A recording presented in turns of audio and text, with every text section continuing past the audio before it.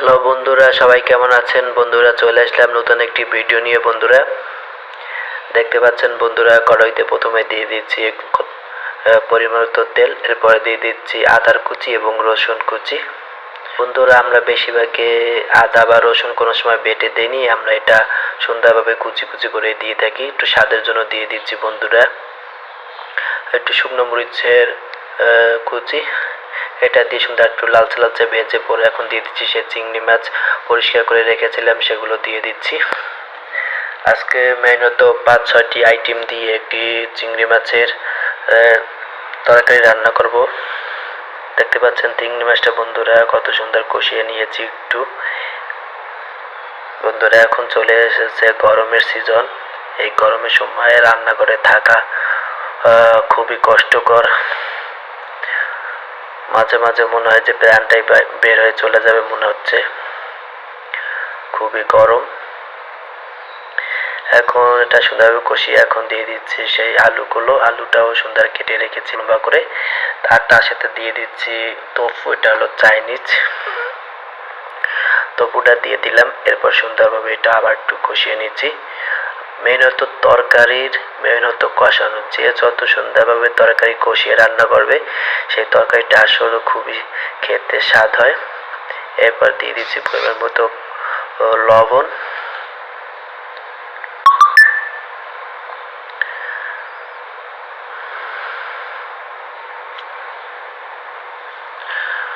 লবণ দিয়ে দিচ্ছিলাম, এখন লাস্টে দিয়ে দিচ্ছি সসিস। বন্ধু, এটাকে সসিস বলে।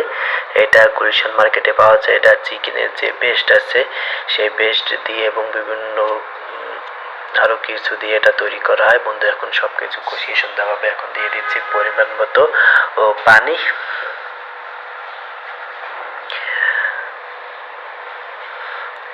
পানি দিয়ে দিলাম বন্ধুরা।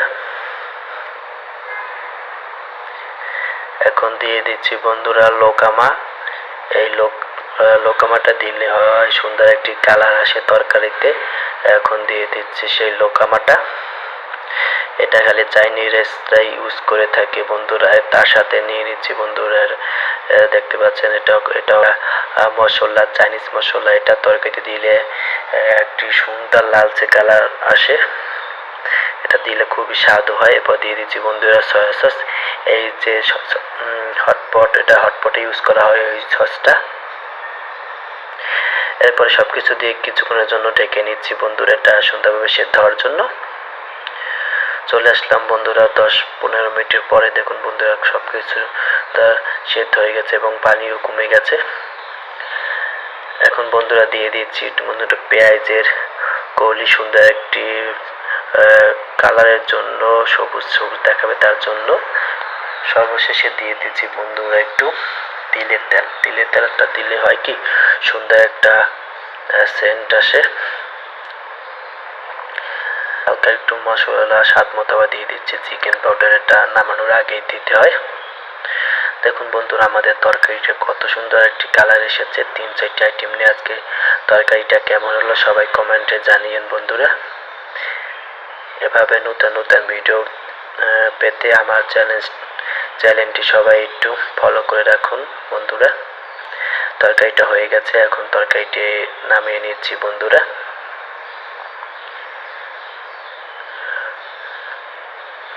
দেখুন বন্ধুরা কত সুন্দর হয়েছে।